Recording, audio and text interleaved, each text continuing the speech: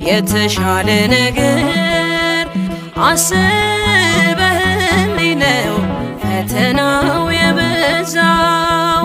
ነገ መልካሙን ቀን ያለው በዚህም አምናለው። የተሻለ ነገር አስበህልኝ ነው ፈተናው የበዛው። ነገ መልካሙን ቀን ያለው በዚህም አምናለው።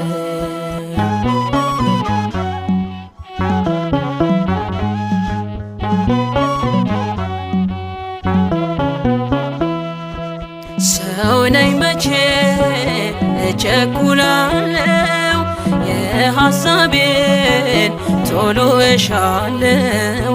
አንዳንዴማ በቃ ረስቶኛል እላለሁ